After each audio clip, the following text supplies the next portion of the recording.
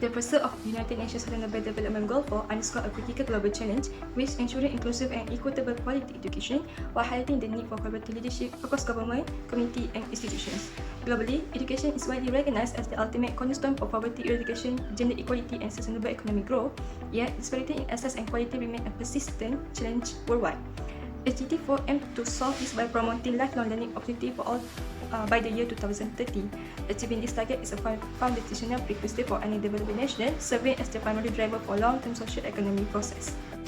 When we look closely at Malaysia, significant progress has definitely been achieved through major initiatives like the Malaysia Education Blueprint, which successfully expanded access to primary and secondary schooling nationwide.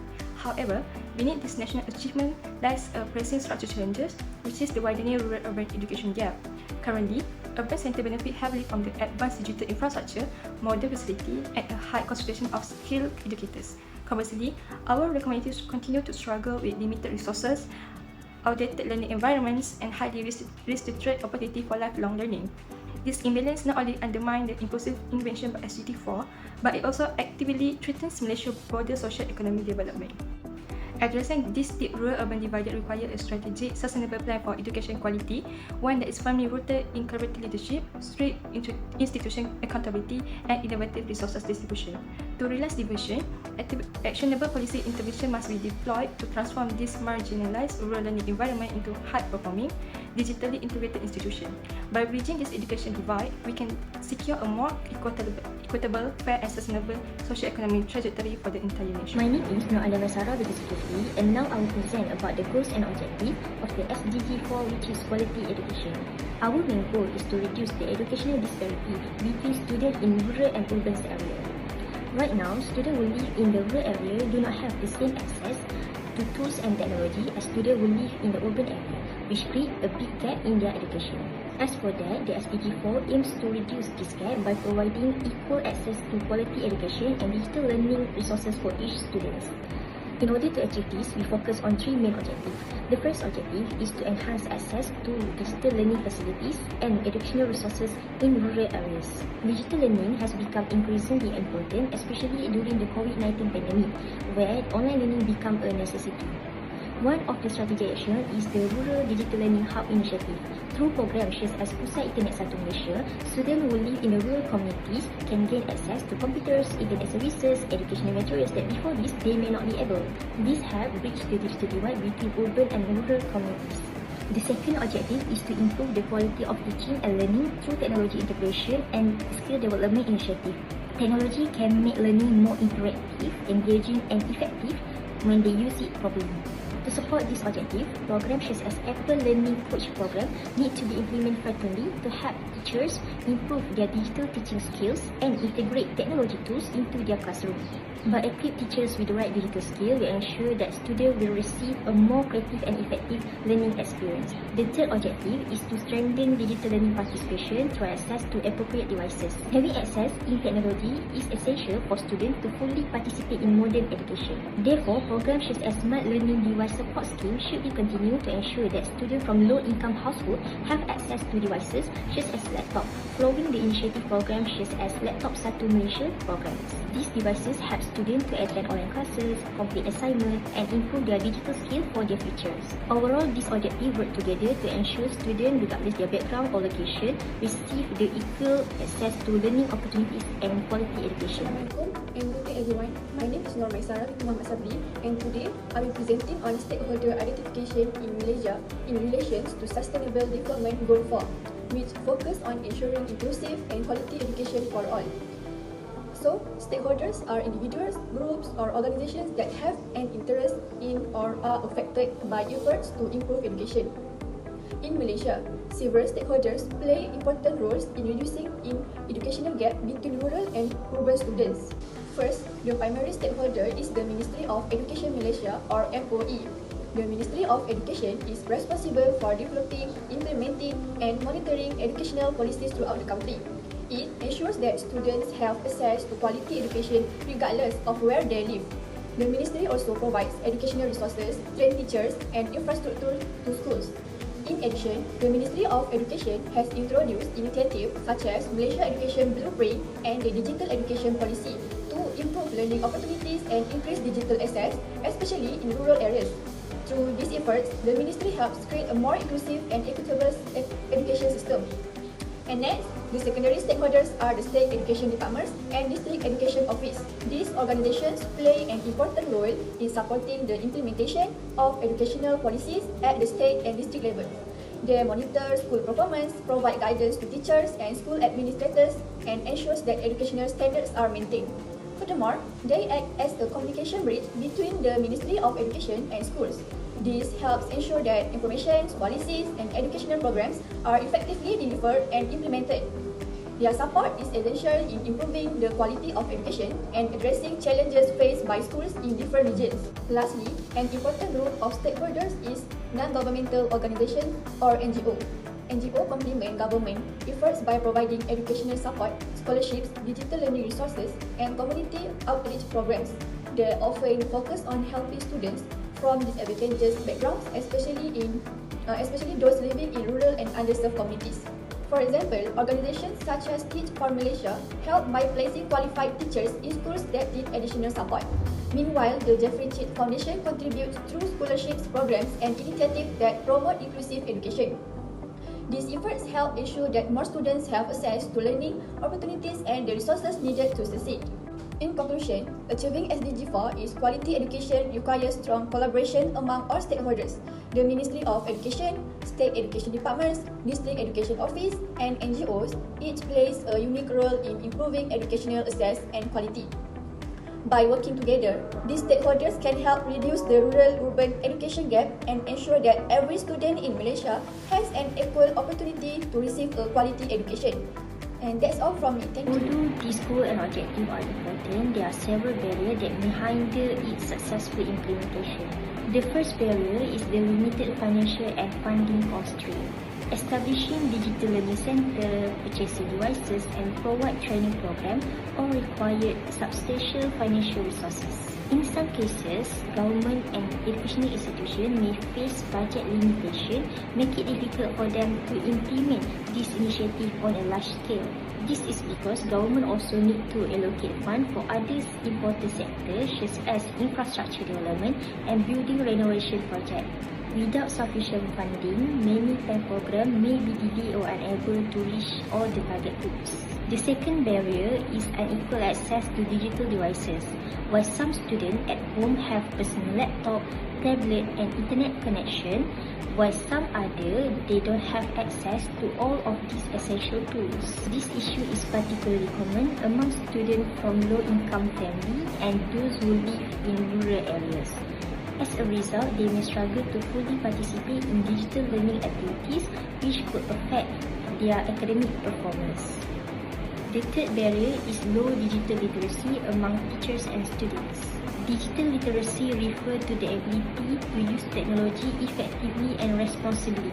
Some teachers may not be used to advanced educational technology, and some students may not know how to use digital learning platform properly. Even when devices and internet are available, a lack of digital skill can only make online learning become less effective.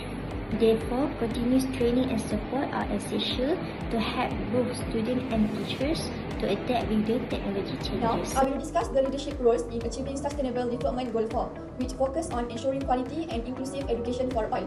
Leadership plays a crucial role in reducing the education gap between rural and urban areas. Public sector leaders must move beyond traditional administrative approach and adopt leadership styles that encourage innovation, collaboration, and positive change. The first leadership role is visionary leadership. Visionary leaders provide a clear direction and inspire others to work towards a common goal. In the education sector, leaders must create a vision that promotes equal educational opportunities for all students, regardless of their location. For example, educational leaders can support digital learning initiatives in rural schools by improving access to technology and internet connectivity. They can also encourage collaboration among stakeholders such as government agencies, schools, teachers, and NGOs. By communicating a clear vision for educational equality, leaders can motivate others to contribute towards closing the rural-urban education gap. Therefore, visionary leadership is important because it helps create long-term goals and inspires meaningful change. The second leadership role is strategic planning and decision-making. Effective leaders must be able to develop strategies and make informed decisions that support educational development. Strategic planning helps ensure that resources, programs, and policies are aligned with the goal of providing a quality education. For example, educational leaders can support digital learning initiatives in rural schools by improving access to technology and internet connectivity. They can also encourage collaboration among stakeholders such as government agencies, schools, teachers, and NGOs. By communicating a clear vision for educational equality, leaders can motivate others to contribute towards closing the rural-urban educational gap. Therefore, visionary leadership is important because it helps create long-term goals and inspires meaningful change. In addition, strong decision-making allows leaders to allocate resources efficiently and ensure that educational initiatives benefit the students who need them the most. As a result, strategic planning helps educational organizations achieve their objective while supporting long-term sustainability and success. The third leadership role is monitoring and evaluation. Monitoring and evaluation are essential for measuring the effectiveness of educational programs and policies. Leaders must regularly assess whether their initiatives are achieving the desired outcomes. For example, they can monitor student academic performance, attendance rates, teacher effectiveness, and access to digital learning resources. This information helps leaders identify strengths and weaknesses within the educational system. Furthermore, monitoring and evaluation promote accountability and support evidence-based decision-making. By analyzing data and feedback, leaders can make improvements and ensure that educational programs continue to meet students' needs.